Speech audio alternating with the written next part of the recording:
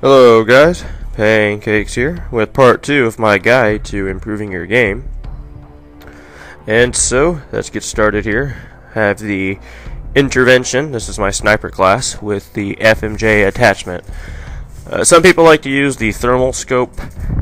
I have used it before, and on maps like Wasteland where there's a lot of grass, I can see how it can be very useful. In fact, maybe a little bit too useful, given that seems to what everybody uses on that map. But most of the time, I typically like to use the regular scope on it, and it's just a personal sort of thing I like to do. And I also have the FMJ attachment on it, and it's one of those attachments that allows you to use the regular scope without having any sort of damage reduction, but also it gives you something good, which is of course bullet penetration. So this is kind of the setup that I use. Of course the secondary is the same. If you don't remember, it's the PP2000 with the silencer. It's a good gun. Got the Claymore, and I use a Claymore with the sniper rifle sometimes because it's good for watching your back. And even if the Claymore doesn't kill anybody, if you hear it detonate, that is something that will help to let you know if somebody is near you or somebody is trying to come up behind you. Alright, stun grenades just like before. Somebody mentioned this in my part 1, and so I'll mention it here in this video, and that is that apparently the flash grenade takes longer to throw than the stun grenade. So, just a little bit of info there, I guess. Perks. Sleight of Hand Pro. This is something that a lot of people use with their sniper rifle, and what it does, the real meat of this perk for sniping, is that it lets you look down your scope faster. And, you know, being able to reload faster is obviously good, but I think the real reason why people use this with sniper rifles is so you can quick scope faster, and so that you just in general, if you see a guy running down a field, you could very easily just look in very quickly and shoot him. And so Sleight of Hand Pro is very good for sniping. Stopping Power Pro.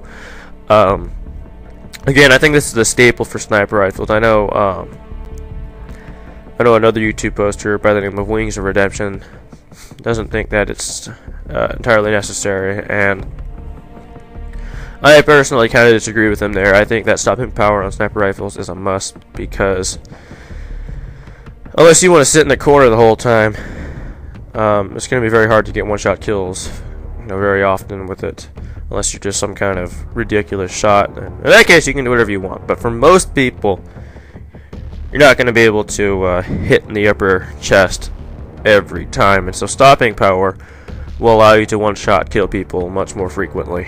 And when you're using a bolt-action sniper rifle like the Intervention, or most of the sniper rifles, not all of them, you can't miss your first shot. You have to hit them, because the rate of fire is so slow, or in the case of the Barrett, the recoil is so high that you simply cannot afford to miss, and you simply cannot afford to get a hit marker. So stopping power on sniper rifles, I think, is basically a staple. And Steady Aim Pro is also very good for sniping. The fact that it lets you to hold your breath longer is just like Iron Lungs from Call of Duty 4, and I think World at War. And that's obviously designed specifically for sniping. And then Steady Aim allows you to hit fire more accurately, which is good for people who like to elite no scope. And it also does decrease the size of the aiming reticle, so it's easier to do things like quick scope. And I sometimes I use Ninja Pro a lot too. I think it's about 50-50, which I use with the sniper class, and I just had Steady Aim Pro on for fun, a little bit of variety, I guess. And Painkiller, pretty much what everybody uses. Got my M4A1 class. This is my second non-burst fire assault rifle class, and this is kind of where I put everything, whether it be LMGs or just really anything. This is kind of my anything goes class. I'm using the M4A1 right now. Got the silencer on it. I kind of use either the silencer or the red dot sight. Depends on the map, depends on the game type. If it's free for all, I prefer to use the silencer because having a red dot sight will alert you to everybody. But a free for all means you're going to get pretty much surrounded by the entire lobby, and that's usually not a good situation. And everything else here is the same as my other classes that weren't, my other non-sniper classes. And finally, my 6th custom class, and I have a 6th class because I prestiged, obviously. And this is kind of what I dedicate to my anti-air support class. And so I have the M4A1 with silencer, Stinger missile.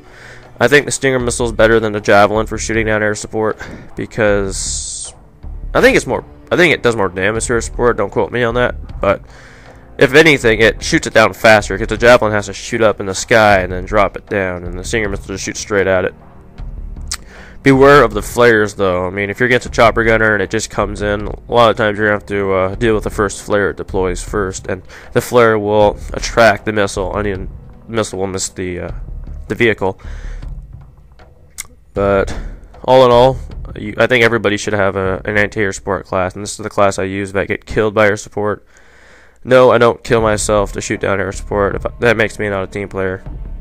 Whatever.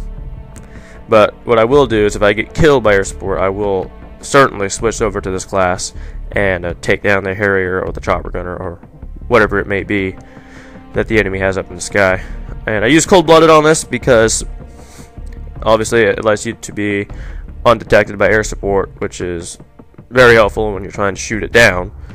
And cold-blooded is also a useful perk in general, and I have the silencer on the M4A1 in this class as well, because I think that if you're going to use cold-blooded, you should definitely use a silencer, because it kind of defeats the purpose of not showing up on the enemy's radar if you're shooting a gun that's unsilenced, because that just lets them know where you are, just defeats the purpose. And yeah, so those are pretty much all my classes. As you can see, the perks on most of these classes are basically the same, and I was playing some certs, and that's why I sleight of hands on that, but I usually have scavenger on my ACR class as well. So hopefully this guide was helpful. It seems like the first part was. And one more thing I'd like to mention is that there's a website that somebody brought to my attention, and I was aware of this website, but apparently I forgot to mention it in the first part, and so I'm going to mention it here, and that is Dan Kerson's website, and it has all the weapon stats for every weapon. This was be it damage, I think it also does accuracy, I haven't checked in a while, and just things like that. And so if you're curious about like how much damage does the M16 do relative to the FAMAS, or the ACR relative to the M4A1, this is the website for you to check out. It is incredibly helpful. I know that I know a lot of other of the Call of Duty posters use this website too, and I'll have the link to that in the description. And yeah, so that's it. Part 2, well, this next entry into this guide will be up whenever I have time to do it. I'm thinking of talking about kill streak rewards in that one, but in the comments, if you guys could let me know, what kind of things you'd like me to talk about, feel free to post it, and I will be reading the comments. So if you post a suggestion, I will for sure read it, so you don't have to worry about that. And other than that, I hope you guys enjoyed this tutorial, and I'll see you guys later.